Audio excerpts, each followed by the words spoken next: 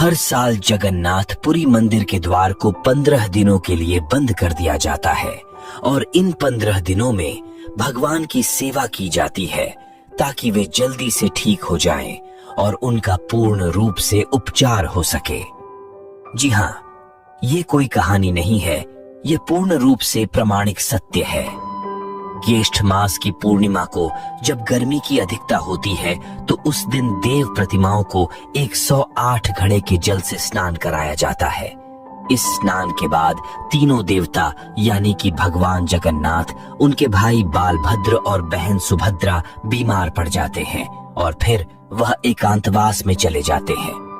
एकांतवास की इस प्रक्रिया को पुरी में अनासरा कहते हैं। ज्येष्ठ माह की पूर्णिमा से भगवान श्री जगन्नाथ आज भी रोगी हो जाते हैं। इस दिन से अगले 15 दिनों तक जगन्नाथ भगवान बीमार रहते हैं। 15 दिन के लिए मंदिर के द्वार बंद कर दिए जाते हैं और उनकी रसोई बंद कर दी जाती है। 15 दिनों तक जगन्नाथ भगवान को अलग अलग प्रकार के काढ़ों का भोग लगाया जाता है। 15 दिन बाद जब वो पूरी तरह से ठीक होते हैं तो उस दिन जगन्नाथ रथ यात्रा होती है, जिनके दर्शन हेतु असंख्य भक्त उमड़ते हैं। जगन्नाथ भगवान के प्रत्येक वर्ष बीमार होने से जुड़ी कथा इस प्रकार है। ओडिशा प्रांत में जगन्नाथपुरी में एक भक्त माधव दास जी अकेले रहते थे। संसार से उनका कोई लेना देना नहीं था। वह अकेले बैठे भजन किया करते थे और नित्य प्रति श्री जगन्नाथ प्रभु के दर्शन करते थे और उन्हीं को अपना सखा मानते थे और प्रभु के साथ खेलते थे। प्रभु उनके साथ अनेक प्रकार की लीलाएं किया करते थे और ऐसे ही भक्त माधव दास जी अपनी मस्ती में मग्न रहते थे। एक बार माधव दास जी को अतिसार अर्थात उल्टी दस्त का रोग हो गया। वह इतने दुर्बल हो गए कि उठ बैठ तक नहीं सकते थे। जब तक उनसे बना वे अपना कार्य स्वयं करते रहे और किसी से सहायता नहीं मांगी, और अगर कोई उनके सहायता करने के लिए कहता तो वह कहते थे कि मेरी रक्षा मेरे प्रभु जगन्नाथ करेंगे। ऐसी दशा के कारण उनका रोग और बढ़ता चला गया और वो उठने बैठने में भी असमर्थ हो गए। तब श्री जगन्नाथ जी स्वयं सेवक बनकर उनके घर पहुंचे। अपने प्रिय भक्तों के लिए प्रभु क्या क्या नहीं करते, क्योंकि माधव दास जी का रोग इतना बढ़ गया था कि उन्हें पता भी नहीं चलता था कि कब वह मलमूत्र त्याग देते थे, जिससे उनके वस्त्र और शरीर खराब हो जाते थे और उनके शरीर से दुर्गंध आने लगती थी। उन वस्त्रों को भगवान श्री जगन्नाथ जी अपने हाथों से साफ करते थे और उनके पूरे शरीर को साफ और स्वच्छ करते थे। श्री जगन्नाथ भगवान ने अपने भक्त माधव दास की इतनी सेवा करी जितनी कोई अपना भी नहीं कर सकता। जब माधव दास जी को होश आया तब उन्होंने तत्काल पहचान लिया कि यह तो मेरे प्रभु ही है। एक दिन माधव दास जी ने प्रभु से पूछ लिया कि हे प्रभु, आप तो त्रिभुवन के स्वामी हैं, आप मेरी सेवा कर रहे हो। आप चाहते तो मेरा ये रोग भी तो दूर कर सकते थे। रोग दूर कर देते तो ये सेवा ही नहीं करनी पड़ती। इस पर ठाकुर जी ने कहा कि प्रिय माधव, मुझसे भक्तों का कष्ट नहीं सहा जाता, इसी कारण तुम्हारी सेवा मैंने स्वयं की। जो भाग्य में होता है उसे तो भोगना ही पड़ता है। अगर आप उसको काटोगे नहीं तो इस जन्म में नहीं, पर उसको भोगने के लिए फिर अगला जन्म लेना पड़ेगा, और मैं नहीं चाहता कि मेरे भक्त को फिर से भाग्य के कारण अगला जन्म दुख भोगने के लिए लेना पड़े। इसीलिए मैंने स्वयं तुम्हारी सेवा की।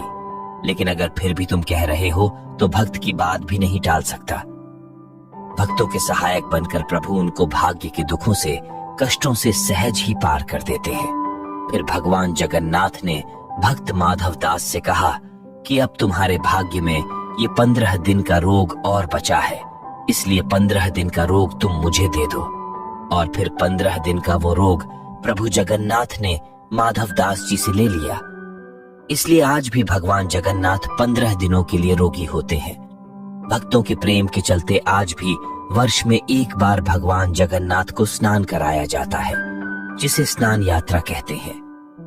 स्नान यात्रा करने के बाद हर साल 15 दिन के लिए भगवान जगन्नाथ आज भी बीमार पड़ते हैं और उन 15 दिनों के लिए मंदिर बंद कर दिया जाता है। कभी भी बंद न होने वाली भगवान जगन्नाथ की रसोई इन 15 दिनों के लिए बंद कर दी जाती है। इन 15 दिनों में भगवान को 56 भोग नहीं खिलाया जाता। उसकी जगह इन 15 दिनों भगवान को काढ़ों का भोग लगाया जाता है। इस दौरान भगवान को आयुर्वेदिक जड़ी बूटियों का भी भोग लगाया जाता है। जगन्नाथ धाम मंदिर में तो भगवान की बीमारी की जांच करने के लिए हर दिन वैद्य भी आते हैं। काढ़े के अलावा भगवान जगन्नाथ को फलों का रस भी दिया जाता है। वहीं रोज शीतल लेप भी लगाया जाता है। बीमारी के दौरान उन्हें फलों का रस, छेना का भोग लगाया जाता है और रात में सोने से पहले मीठा दूध अर्पित किया जाता है।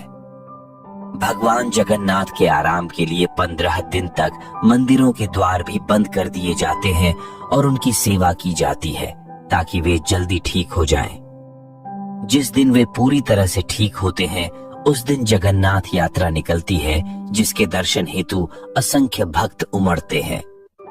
पुरी की रथ यात्रा, जिसे रथ यात्रा के नाम से भी जाना जाता है, सबसे पुराने और सबसे बड़े हिंदू रथ उत्सव के रूप में प्रसिद्ध है।